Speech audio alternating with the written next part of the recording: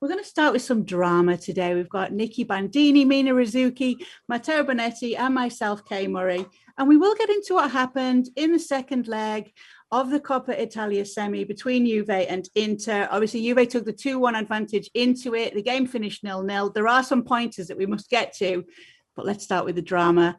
That is so Serie A is the title of this topic, even though it wasn't Serie A, it was a cup competition, but you know what I mean. Basically, there was a spat between Andrea Agnelli and Antonio Conte, and it appeared that Agnelli insulted Conte after the game. The Juve president was caught on camera saying something much worse, but along the lines of, "Get lost, shut up, you idiot." Conte then used his post-match interview to hit back, saying, "I think they should be more polite."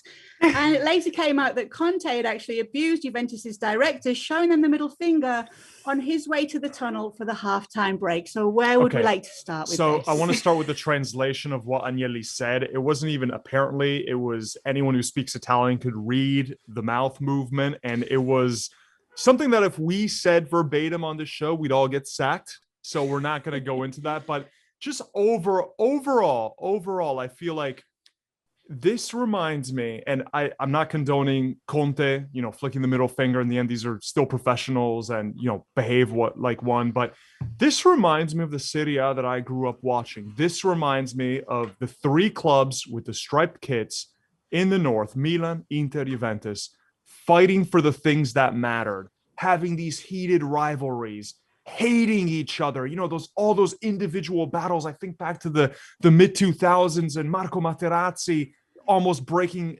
Inzaghi's leg, or Andriy Shevchenko, and all the insane matches that we have seen, the fireworks on the pitch in the Derby della Madonnina, the Juventus facing Milan and deep into the Champions League, and just all the drama, all the hatred.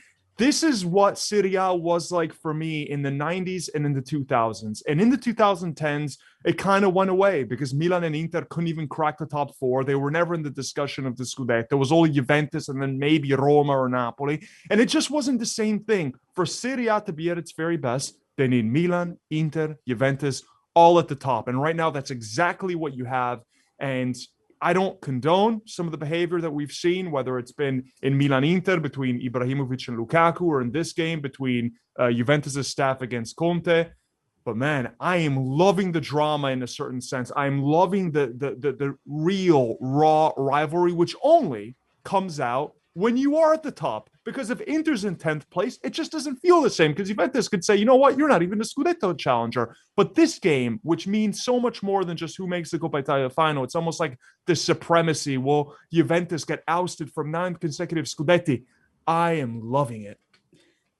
You've maybe moved my opinion a little bit, Matteo, because I was going to come down on the other side of this. I do agree with you that 100% this happens because these clubs are really fighting for something again. Of course, part of it is the characters. It's Antonio Conte, who I think, this is where I do want to come down on them as individuals. Antonio Conte is trying to manage a team through a very difficult game, and he's behaving like a child. And then you look at his team and you see some of the behavior on the pitch. You see Ivan Perisic coming off the bench and frankly getting into these petulant little situations with the referee, getting himself booked, maybe not coming that far away from talking himself into a red card in a game where actually you kind of really needed to not be doing that. You needed to be focused. You need to be scoring goals. I thought it was bad management for a start from Antonio Conte to let himself get distracted by that.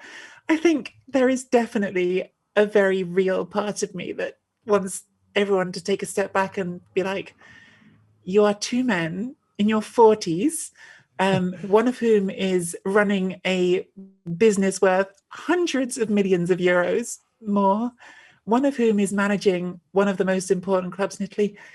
Grow up a little bit. But where I do agree with you, personality, the fact this rivalry exists, yeah, it's brilliant. I love that there's a real energy to the Derby d'Italia, and maybe this is what you have to have as a consequence of that, is a little bit of spilling over to too much. It's funny when you're young, because you always think when people are sort of 40 or over, they should really grow up at that point, True. And then as I near closer to that age in my head, I'm like, I'm more immature than I've ever been, like I love this sort of drama, and I watch people being really professional sometimes in football, and I'm like, oh, no, this is so dull. And then I remember my days growing up and going to stadiums and watching people set fire to their chairs and, throw stuff into the stadium. And it was just always madness. You never knew what was going to happen. There was affairs, there were stories of indecency. And it's just what made Serie A, because it wasn't just a game. There was always a narrative attached to the game. And I personally loved Lukaku and Ibra going for it. I had my issues with the fact that sometimes I think Ibra could be a bully or whatever it is, but I enjoyed it so much, the heat, the passion. But Conte and Agnelli was like my dream come true.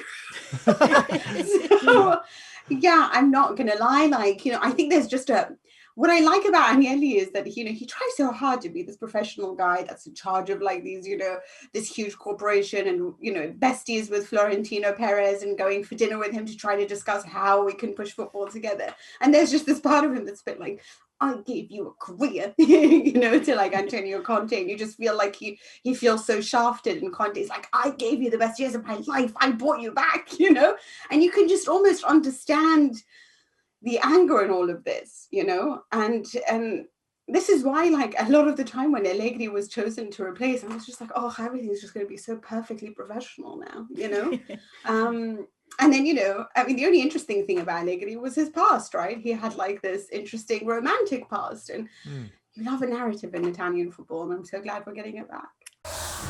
Well, thank you very much for watching ESPN on YouTube. For more sports highlights and analysis, be sure to download the ESPN app. And for live streaming, premium content, and let's not forget as well, ESPN FC 7 days a week. Subscribe to ESPN Plus.